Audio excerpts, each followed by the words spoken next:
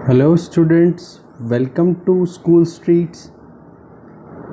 जैसा कि प्रीवियसली अपन ने ऑलरेडी डिस्कस कर लिया है कि अपनी जो बुक है कंटेम्प्रेरी इंडिया सेकंड पार्ट, उसमें टोटल 7 चैप्टर्स हैं। उन 7 चैप्टर्स में से फर्स्ट चैप्टर जो है वो अपना है रिसोर्सेज एंड डेवलपमेंट। कि कोई भी इकोनॉमी, पर्टिकुलरली अपन बात कर रहे हैं कंटेम्प्रेरी इंडिया, मतलब अभी इस टाइम पे इंडिया का क्या स्टेटस है इकोनॉमिकली और रिसोर्सेज कौन कौन से अवेलेबल है, उन चीज़ों को स्टडी करने का आज का अपना एक सीक्वेंस स्टार्ट होता है। और साथ में उन रिसोर्सेज का इंडियन डेवलपमेंट में क्या रोल रहा है उसके बारे में अपन देखेंगे। डेवलपमेंट का मतलब अगर अपन देखें तो बेसिकली होता है कि आपने जो भी आपके पास में रिसोर्सेज अवेलेबल हैं उनको किस एफिशिएंसी के साथ में, कितना एक्यूरेसी के साथ में यूज़ किया जिससे कि कंट्री का एडवांसमेंट हो पाया हो। ठीक है, समझ रहे होंगे आप मेरी बात को। मैं रिपीट कर रहा हूँ कि रिसोर्सेज को इस तरीके से यूज़ करना, इतना एफिशिएंटली यूज़ करना जिससे कि लॉसेस कम से कम हो बट बेनिफिट्स ज़्यादा से ज़्यादा हो, और उन्हीं के थ्रू अपन ने अपनी कंट्री के एडवांसमेंट को कितना इंश्योर किया है। ठीक है, वो चीज़ अपने यहाँ पे देखने का टारगेट रहेगा, जिसमें रिसोर्सेज क्या हैं उनकी डिटेल में स्टडी करेंगे, रिसोर्सेज के टाइप्स की बात करेंगे, टेक्नोलॉजी का क्या रिलेशन होता है किसी भी पर्टिकुलर एक सेगमेंट को रिसोर्सेज में कन्वर्ट करने का, या फिर कौन कौन से इंस्टीट्यूशनल एडवांसमेंट इंडिया में हुए हैं, वो चीज़ देखेंगे। फिर इसके साथ में देखेंगे कि आज के टाइम पे प्रेजेंटली इंडिया कहाँ स्टैंड करता है, ये भी अपना एक फोकस रहेगा। ओके, तो देखो सबसे पहली चीज़ तो अपन एक एक वर्ड टू वर्ड स्टडी करने की कोशिश करेंगे, जिससे कि आपको कहीं पर भी जब आप बुक से रिवाइज करोगे तो आपको ये प्रॉब्लम ना आ जाए कि ये जो स्टेटमेंट गिवन है इसका मैं कैसे सोचूं और क्या अप्रोच मेरी होनी चाहिए। ओके, तो सबसे पहले अपन देखते हैं, ये आपका एक कोट फॉर्म के अंदर कुछ चीज़ दी हुई है, वो स्टडी करते हैं, रीड करते हैं।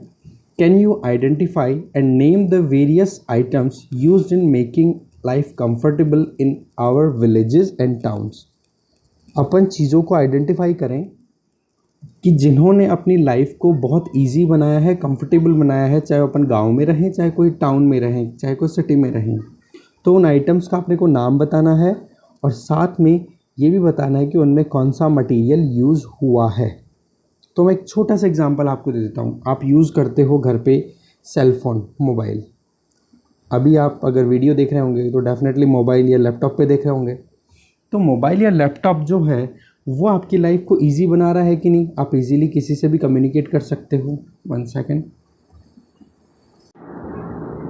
आप किसी से भी कम्युनिकेट कर सकते हो, किसी से भी आप अभी जो डेटा आपको रिक्वायरमेंट है, आपको एक देखो एजुकेशन का भी एक ज़रिया बन रहे हैं ये सारी चीज़ें।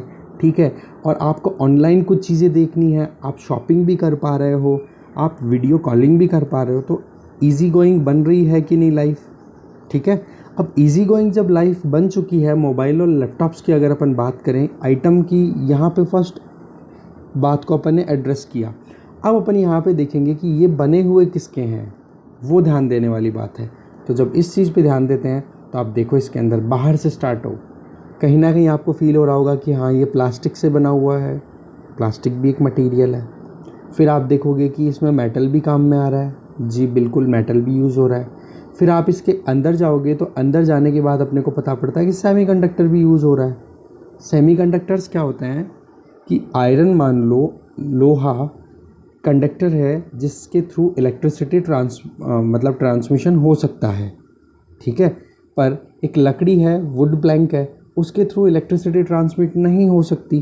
तो इन दोनों के फीचर्स को अगर हाइब्रिडाइज कर दें और बीच का कोई अगर सब्सटेंस क्रिएट करें जिसमें कुछ परिस्थितियाँ, कुछ कंडीशन या कुछ ऐसी सरकमस्टांसेस क्रिएट हो जाएं जिनमें तो उनके थ्रू कंडक्शन हो सकता है और बची हुई बाकी के अंदर कंडक्शन नहीं हो सकता, मतलब ऐसी सब्सटेंसेस जिनके अंदर इलेक्ट्रिसिटी कंडक्शन हो भी सकता है कुछ परिस्थितियों में, और अगर वो परिस्थितियाँ, वो कंडीशंस अगर हटा दें तो वहाँ पर वो इलेक्ट्रिसिटी कंडक्शन रुक जाएगा। तो उनको बोल देते हैं अपन क्या, सेमी कंडक्टर। तो आप देखोगे कि सिलिकॉन, जर्मेनियम, बोरॉन, इनसे बने हुए भी मटेरियल अपने को इनके अंदर मिलते हैं।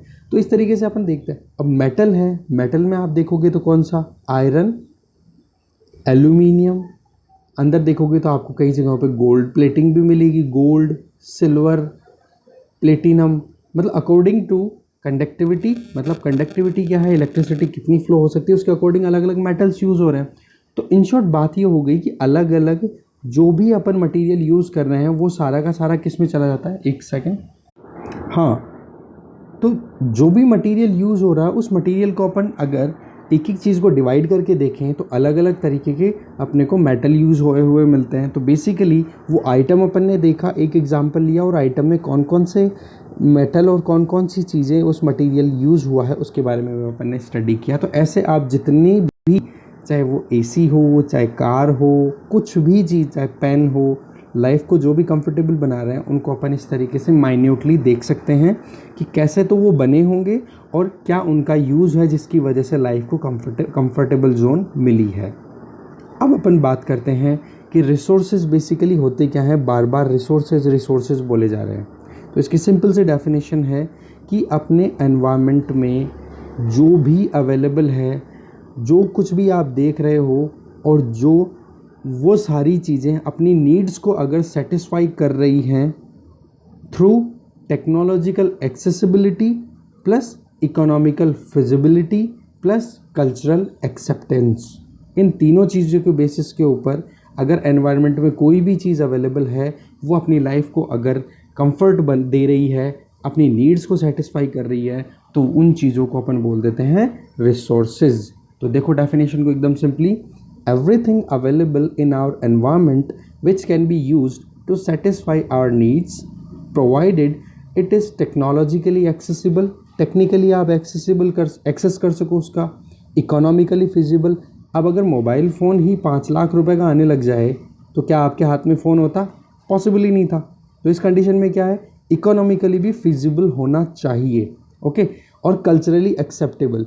घर में जो ट्रेंड चलता आ रहा है, आपके आसपास की सराउंडिंग में जो ट्रेंड चलता आ रहा है, वो चीज़ें क्या आप एक्सेप्ट करोगे, आप चलो एक्सेप्ट कर लोगे इंडिविजुअली, पर आपके जो घर वाले हैं अगर उनको वो चीज़ एक्सेप्टेबल नहीं होगी तो वो भी रिजेक्ट कर सकते हैं। तो एनवायरनमेंट में अवेलेबल वो सारी चीज़ें जो टेक्नोलॉजिकली एक्सेसिबल, मतलब आपके पास में टेक्निक अवेलेबल हो जिससे कि आप उस पर्टिकुलर चीज़ को एक्सेस कर सको। दूसरा, सस्ता होना चाहिए, इकोनॉमिकली फिजिबल होना चाहिए। और तीसरा, कल्चरली एक्सेप्टेबल, मतलब सब एक तरीके से सोसाइटी में वो चीज़ एक्सेप्ट होने लायक होनी चाहिए, तब जा कर के वो पर्टिकुलर चीज़ क्या बनती है, रिसोर्स। ओके, फिर से मैं एक एग्जांपल लेता हूँ, शायद आपको समझ में आए। देखो, सेलफोन है, 1990s में जब सेलफोन इंडिया में लॉन्च हुआ था उस टाइम पे जो फीचर फ़ोन, एकदम छोटे वाले फ़ोन, नोकिया 3310, ये पुराने वाले जो हैंडसेट आप देखोगे, वो फ़ोन, सेल फोन्स भी लगभग 5-5 हज़ार रुपये के आते थे, ओके।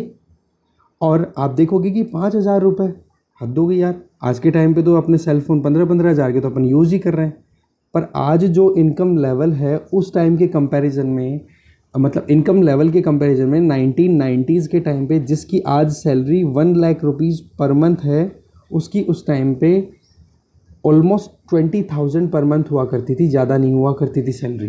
तो आप कंपेयर करो कि 1 लाख रुपए वाला तो 15,000 का सेलफ़ोन यूज़ कर रहा है, कोई इशू नहीं है, पर 20,000 रुपये कमाने वाला क्या 5,000 का सेलफ़ोन यूज़ कर सकता है क्या? नहीं ना। तो इनकम लेवल भी तो कम था उस टाइम पे, बट उस टाइम पे फिजिबल नहीं था, इकोनॉमिकली फिजिबल नहीं था, इसलिए सेलफ़ोन उस टाइम पे कम प्रेवलेंट थे, कम यूज़ होते थे। पर आज आप देखो कि सेलफ़ोन एक छोटे से छोटे बच्चे के हाथ में भी सेलफ़ोन मिल जाएगा, ठीक है। जैसे आप 10th क्लास में हो, शायद आपका भी पर्सनल फ़ोन हो इस टाइम पे, ठीक है।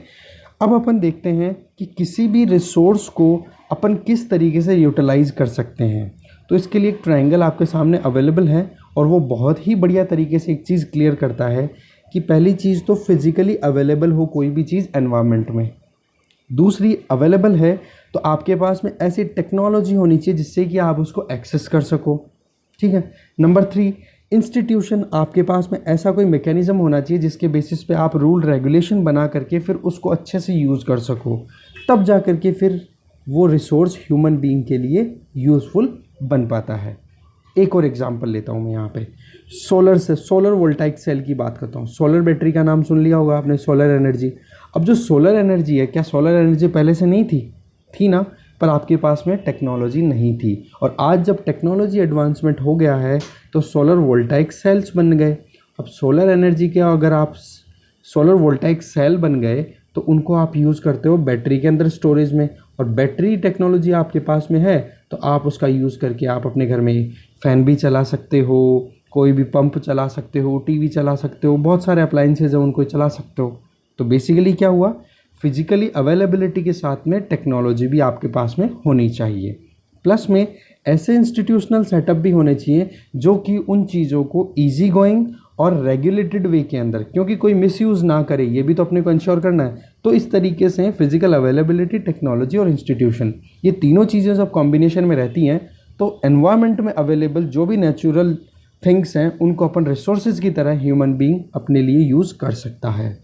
ओके, तो ये जो ट्राइंगल है ये क्या शो कर रहा है, ये शो कर रहा है interdependent relationship between nature, technology and institution, जो कि अल्टीमेटली बेनिफिशियल किसके लिए है, ह्यूमन बीइंग्स के लिए। ओके, आई होप आपको समझ में आया होगा ये सारा प्रोसेस। नेक्स्ट अपन देखें तो किसी भी एनवायरमेंटली अवेलेबल चीज़ को अगर अपन ट्रांसफॉर्म करना चाहते हैं तो वहाँ पर ह्यूमन बीइंग्स का इंटरेक्शन होना बहुत ज़्यादा ज़रूरी है, क्योंकि अल्टीमेटली अपन स्टडी कर रहे हैं। कौन स्टडी कर रहा है, ना तो कोई गाय कर रही है, ना कोई बर्ड कर रहा है। अल्टीमेटली स्टडी कौन कर रहा है, ह्यूमन बीइंग। आप भी ह्यूमन बीइंग, मैं भी ह्यूमन बीइंग। जब अपन ही स्टडी कर रहे हैं तो अपने को ही एक्सेसिबल होना है, एक्सेस करना है उन सारे रिसोर्सेज का। तो ह्यूमन बीइंग का इंटरेक्शन होना तो 101% रिक्वायर्ड है। Getting my point. तो जब तक अपन खुद अपने रिलेशंस को उन पर्टिकुलर चीज़ों से नहीं जोड़ेंगे तब तक वो अपने लिए इम्पोर्टेंट हो ही नहीं सकती। ठीक है, आप अपने आसपास में सराउंडिंग में कोई भी चीज़ देखो, आप उन्हीं चीज़ों पे ध्यान देते हो जो चीज़ें आपसे कहीं ना कहीं कनेक्टेड होती हैं, आपका इंटरेक्शन वहाँ पे कहीं ना कहीं होता है, तो ही तो आप ध्यान देते हो। वही चीज़ यहाँ पे बताई गई है कि जो transformation, the process of transformation of things available in our environment involves an interactive relationship between nature, technology and institution, which we have already discussed, with nature through the technology and create institution to accelerate their economic development। तो human beings अपने economic development को ensure करने के लिए क्या इन तीनों जो mechanism की जिसके बारे में अपन ने ऑलरेडी बात की है उनका कहीं ना कहीं सेटलमेंट करता है। फिर आगे चलें तो देखते हैं अपन कि यहाँ पे एक क्वेश्चन किया जा रहा है। क्वेश्चन है, do you think that resources are free gift of nature as is assumed by many. क्या आपको भी ऐसा ही लगता है कि रिसोर्सेज हैं वो नेचर ने अपने को फ्री में दे दिए, और जैसा कि यूजुअली हर कोई सोचता है, क्या आपको ऐसा लगता है? नहीं, ऐसा बिल्कुल भी नहीं है। रिसोर्सेज जो हैं, जो ह्यूमन बीइंग को नेचर के द्वारा प्रोवाइड किए गए हैं, वो ह्यूमन एक्टिविटीज़ पे डिपेंडेंट है। कहने का मतलब ये फ्री गिफ्ट्स कभी भी नहीं हो सकते, अपना एक कॉम्प्लीमेंट्री रिलेशन होता है। जैसे आपने अगर नेचर से कुछ लिया है तो डेफिनेटली आपको कुछ देना भी पड़ेगा, नहीं तो अगर वन हैंडेड अगर आप लेना शुरू कर दोगे तो फिर एक ना एक दिन नेचर पूरा कॉलेप्स कर जाएगा, और नेचर जिस दिन कॉलेप्स कर जाएगा उस दिन ह्यूमन बीइंग की एग्जिस्टेंस पॉसिबल है क्या? नहीं ना। तो इस तरीके से ट्रांजैक्शनल रिलेशन होता है, ना कि यूनिडायरेक्शनल। क्या बोलते हैं? ट्रांजैक्शनल। जैसे आप दुकान पे जाते हो, कोई भी सामान परचेज करते हो तो पहले आप मनी देते हो, तब जाके आपके हाथ में पैसा, वो थिंग आती है ना, कोई भी चीज़ आप लेने गए हो। तो ऐसे ही नेचर का रिलेशन है, ये फ्री गिफ्ट्स कभी प्रोवाइड नहीं करती है, ये चीज़ अपने को समझनी चाहिए। आगे बात करें तो human beings themselves are essential component of resources. हाँ, ये बात ज़रूर है कि किसी भी चीज़ को रिसोर्सेज कंसिडर करने के लिए ह्यूमन बीइंग के लिए उस चीज़ का इम्पोर्टेंट होना बहुत ज़रूरी है, पर इसका मतलब ये नहीं है कि यूनिडायरेक्शनली ही कि नेचर से लिए जाओ और एक्सप्लॉइट कर दो, ऐसे तो सब कुछ बर्बाद हो जाएगा। ओके, तो एक हाथ से लो दूसरे हाथ से दो, ये रिलेशन होता है ट्रांजैक्शनल रिलेशन। फिर आगे देखें तो ये बोला जा रहा है कि they transform material available in our environment into resources and use them. दे कौन है यहाँ पे? ह्यूमन। तो अपनी रिक्वायरमेंट के अकॉर्डिंग क्या करता है ह्यूमन बीइंग, जो भी नेचर में अवेलेबल रिसोर्सेज हैं उनको अपने अकॉर्डिंग ट्रांसफॉर्म करता है और अपनी इकोनॉमिकल डेवलपमेंट को एडवांस करता है। ओके, अब नेक्स्ट बात करते हैं अपन रिसोर्सेज के क्लासिफिकेशन की। ओके, रिसोर्सेज के क्लासिफिकेशन को अपन 4 बेसिस पे डिवाइड कर सकते हैं। पहला बेसिस होता है ओरिजिन, कि कहाँ से शुरुआत होती है, बेस क्या है। दूसरा बेसिस है एग्जॉस्टिबिलिटी। एग्जॉस्टिबिलिटी का मतलब कि क्या अपन इन रिसोर्सेज को लगातार यूज़ करते गए, रिसाइकिल नहीं किया गया, या फिर बिना किसी मतलब वो यूनिडायरेक्शनली एग्जॉस्ट करते गए तो वो ख़त्म होंगे या फिर नहीं ख़त्म होंगे, या अपने आप में बनते रहते हैं, वो एग्जॉस्टिबिलिटी वो हो गई। फिर थर्ड बेसिस हो गया ऑनरशिप, कि कौन उसका ऑनर है, कोई इंडिविजुअल है या फिर कोई कम्युनिटी है, जैसे अपन जिसको समाज बोलते हैं वो लोग हैं, या फिर नेशनल ऑनरशिप है उसकी। तो रिसोर्सेज के क्लासिफिकेशन में अपन ने देखा कि इंडिविजुअल बेसिस पे भी, ऑनरशिप बेसिस पे भी क्लासिफिकेशन हो सकता है, जिसमें इंडिविजुअल ऑनर हो सकता है, कोई भी एक कम्युनिटी भी हो सकती है, नेशनल या फिर इंटरनेशनल रिसोर्सेज भी हो सकते हैं। और ये जो क्लासिफिकेशन है, इस क्लासिफिकेशन को डिटेल में अपन स्टडी करने वाले हैं, तभी अब थोड़ा सा ब्रीफिंग अपन ले लेते हैं।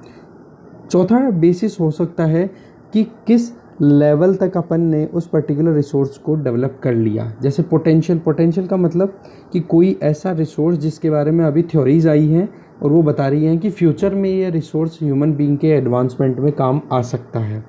दूसरा डेवलप्ड स्टॉक, जैसे कि ऑलरेडी पेट्रोलियम रिजर्व्स अपने को मिल गए हों और वहाँ से अपन पेट्रोल क्रूड ऑयल ऑलरेडी निकाल रहे हों, तो वो हो जाएंगे डेवलप्ड स्टॉक्स। और तीसरा हो सकता है रिजर्व्स का मतलब जो डेवलप्ड स्टॉक है जिसके बारे में अपने को आइडिया है, उनका ही कहीं ना कहीं अपने को एडवांसमेंट मतलब और ज़्यादा रिसोर्सेज और ज़्यादा स्टोरेज में अपने को मिल गया हो। जैसे वेस्टर्न राजस्थान में क्रूड ऑयल एक्सप्लॉइटेशन हो रहा है, वहाँ से निकाला जा रहा है, और आपको पता पड़ा इंडिया की जो सर्वे एजेंसीज़ हैं उन्होंने सर्च किया और पता किया कि महाराष्ट्र में एक जगह पे क्रूड ऑयल के बहुत बड़े रिजर्वोयर्स मिले हैं अर्थ के इंटीरियर पे, तो वो क्या हो जाएंगे, रिजर्व्स हो जाएंगे। ओके, और जबकि पोटेंशियल की बात करें, पोटेंशियल का मतलब ये हो गया कि सोलर एनर्जी का अपने को आइडिया हो गया, थीसिस आ गई, हाइपोथीसिस आ गई, आइडियाज़ आ गए, और सोलर एनर्जी का रिसोर्सेज का वेस्टर्न राजस्थान, एमपी, गुजरात, आंध्र प्रदेश, इन वाले रीजन में अगर आप वहाँ पे सोलर पैनल को इंस्टॉल करते हो तो वहाँ पे आप एनर्जी ज़्यादा से ज़्यादा एनहेंस कर सकते हो, मतलब प्रोडक्शन ज़्यादा से ज़्यादा हो सकता है, तो वो क्या हो गए, पोटेंशियल। ठीक है, अब ये टेबल फॉर्म में भी आपके सामने गिवन है, ये बहुत ही ईजी प्रोसेस है, वही चीज़ है जो ऊपर अपन ने देखी।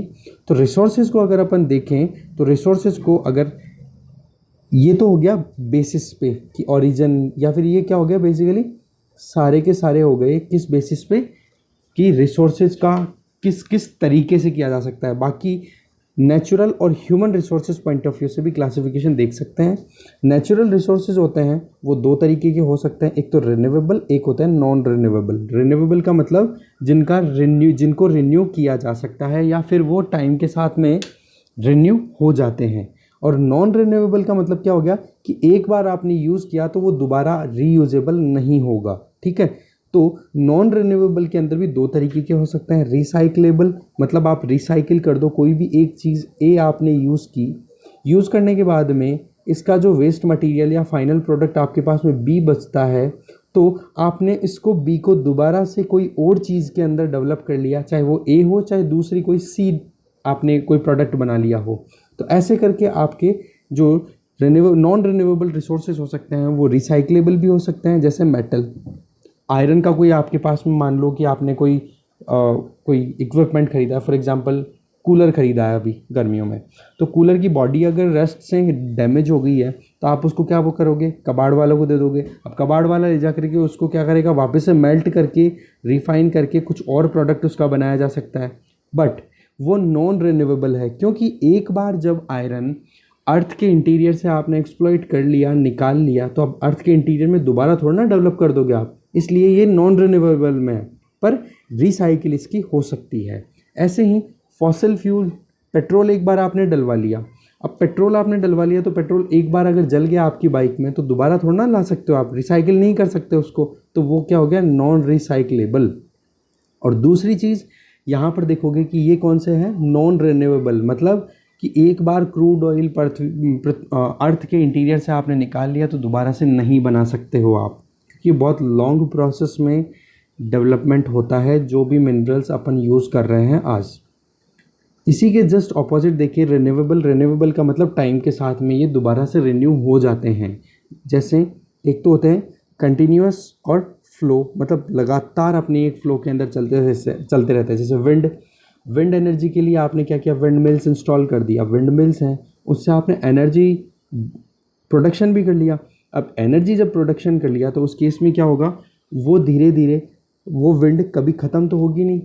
एक विंड का पूरा एक प्रोसेस है, हवा कभी ख़त्म नहीं हो पा रही है, तो प्रोसेस में क्या होगा कि विंड अगर पास हो रही है विंड मिल से तो वो आगे निकल जाएगी, तो दूसरी हवा का बन जाएगा, वो विंड मिल को घुमा देगा। तो इस तरीके से ये क्या होगा, रिन्यूएबल और साथ में एक फ्लो में आ रहा है कंटिन्यू। ऐसे ही वाटर फ्लो है, जैसे रिवर के अंदर है, कंटिन्यू वाटर फ्लो आ रहा है, कंटिन्यूसली वाटर फ्लो आया जा रहा है, तो आप वहाँ पे टरबाइन लगा करके इलेक्ट्रिसिटी प्रोड्यूस कर सकते हो। दूसरा होते हैं बायोलॉजिकल। रिन्यूएबल के अंदर एक तो होते हैं कंटिन्यूस, दूसरे होते हैं बायोलॉजिकल। बायोलॉजिकल के अंदर कौन से होते हैं, जैसे नेचुरल वेजिटेशन, फॉरेस्ट्स आज अगर आपने पूरे बर्न कर दिए और आपने कुछ दिनों तक उस पर्टिकुलर लैंड एरिया को फ्री छोड़ दिया, तो फिर से सक्सेशन होना शुरू हो जाएगा और नेचुरल वेजिटेशन आना शुरू हो जाएगी धीरे धीरे उस जगह पे। ठीक है, तो इसलिए ये क्या हो गया, रिन्यूएबल। ऐसे ही वाइल्ड लाइफ भी क्या करती है, अगर आज के टाइम पे फॉर एग्जांपल टाइगर्स की बात करें, टाइगर्स की पोचिंग बहुत होती थी और उसकी वजह से टाइगर की पॉपुलेशन भी बहुत कम हो गई, और वो पॉपुलेशन रिड्यूस होने की वजह से आज इंडियन गवर्नमेंट और स्टेट गवर्नमेंट्स ने क्या किया है, टाइगर हंटिंग के ऊपर बहुत ज़्यादा एक तरीके से प्रोहिबिशन रेस्ट्रिक्शंस अप्लाई कर दी हैं। तो उस केस में क्या हो गया, टाइगर्स की हंटिंग कम हो गई। टाइगर्स की हंटिंग कम हुई तो इनके भी ब्रीडिंग हुई, तो ब्रीडिंग की वजह से क्या हो गया, वापस से पॉपुलेशन रिवाइवल पे आ गई। तो कहने का मतलब रिन्यूएबल रिसोर्सेज के अंडर में ही आती है वाइल्ड लाइफ भी। ओके, ह्यूमन भी है, वो भी अपने आप में एक रिसोर्स ही होता है। आपने सुना होगा HRD मिनिस्ट्री, आजकल तो वैसे ही हाईलाइटेड है, ह्यूमन रिसोर्स डेवलपमेंट मिनिस्ट्री। इसमें क्या होता है, ह्यूमन रिसोर्सेज को डेवलप करना। अब ह्यूमन बीइंग कैसे रिसोर्स हो सकता है, मान लो एक इंसान है जिसको आपने एजुकेशन दिलाई, ग्रेजुएशन बीटेक, और उसने नॉलेज गेन करके, एक्सपीरियंस गेन करके और काम करना सीखा, और इकोनॉमी के लिए अब उसने काम करना शुरू किया, खुद की सेल्फ अर्निंग के लिए भी, और साथ में कुछ बढ़िया एप्लीकेशंस भी डेवलप कर दी। अब बढ़िया एप्लीकेशंस भी अगर उसने डेवलप की है तो उससे क्या बेनिफिट हो गया, नेशनल इकोनॉमिक बेनिफिट हुआ कि नहीं, नेशनल इंटरेस्ट भी अपना प्रोटेक्ट होता है। तो उससे क्या हो गया, नेशनल इकोनॉमी में एडवांसमेंट आया। तो क्या हुआ, अल्टीमेटली ह्यूमन भी तो रिसोर्स की तरह ही तो काम आया। अपन ने डेफिनेशन देखी थी रिसोर्सेज की कि जिससे इकोनॉमिक एडवांसमेंट इंश्योर किया जाता है जिन पर्टिकुलर थिंग्स का यूज़ करके, तो उनको क्या कह देते हैं, रिसोर्सेज। तो ह्यूमंस का भी जब यूज़ हो रहे हैं, या फिर ह्यूमंस भी अपनी क्वालिटी उस लेवल तक ले जाए जहाँ पर वो इकोनॉमिक एडवांसमेंट में कहीं ना कहीं रोल प्ले करें, तो वो भी हो जाता है क्या, ह्यूमन रिसोर्सेज। ठीक है, जैसे कि आप क्या बन रहे हो, आप भी ह्यूमन रिसोर्स बन रहे हो। रिसोर्स का मतलब क्या हो गया कि आपको एक्सप्लॉइट करके या आपका यूज़ करके आप अपने कंट्री के लिए, आप अपनी पर्टिकुलर कम्युनिटी के लिए, आप अपनी फैमिली के लिए, और आप इंडिविजुअली अपना खुद का इकोनॉमिक डेवलपमेंट और एडवांसमेंट कर सकोगे। ठीक है, तो ह्यूमन रिसोर्सेज हैं, उसके भी दो टाइप बताए हैं। एक तो क्वांटिटी में कि हाँ कितने लोग हैं, एक क्वालिटी में कि क्या क्वालिटी है, किस लेवल का नॉलेज है, जैसे साइंटिस्ट लेवल के हो, या फिर ITI की हुई है आपने, या फिर कोई वोकेशनल कोर्स किया है, वो क्वालिटी वाइज भी आपको देखा जाता है। दूसरा जो आता है ह्यूमन रिसोर्सेज के अंदर, वो है स्ट्रक्चर्स और इंस्टीट्यूशंस में किस टाइप की मिनिस्ट्री है। जैसे मैं आपको एक एग्जांपल दूं, मिनिस्ट्री ऑफ HRD का मैंने बताया अभी एक example, human resource development ministry. ठीक है, ऐसे ही दूसरी मिनिस्ट्री और मिनिस्ट्री ऑफ डिफेंस, तो यहाँ पर भी तो आपने अलग अलग डिवाइड किया हुआ है, यहाँ पर भी तो लोग ही काम कर रहे हैं। तो इस तरीके से इंस्टीट्यूशनल डिवीज़न भी आप कर सकते हो, और स्ट्रक्चरल कि क्या चीज़ों की रिक्वायरमेंट है, कैसे ये काम करेंगे, तो ह्यूमन रिसोर्स के भी अपन डिवीज़न कर सकते हैं। तो ये अपने ब्रीफ में आज देखा कि क्या तो क्लासिफिकेशंस हैं और क्या क्या रिसोर्सेज की इम्पोर्टेंस है। नेक्स्ट क्लास में अपन बात करेंगे कि रिसोर्सेज की जो क्लासिफिकेशन अपन ने देखा उनके डिटेल में स्टडी करेंगे, जिसके बारे में नेक्स्ट वीडियो आपको जल्दी ही मिलेगा। अब एक काम करिए, आप ये जो कोई एक्टिविटी है ये आप थोड़ा इस पर ध्यान दो कि आपको आइडेंटिफाई करना है कि जितनी भी कैटेगरी अपने प्रीवियसली जितनी डिस्कस की है उसके अंदर कम से कम 2 रिसोर्सेज अपन बता पाएँ। ठीक है, तो ये एक्टिविटी आप करने वाले हैं और कमेंट बॉक्स में आप मुझे बताइए। Thank you very much for watching this video.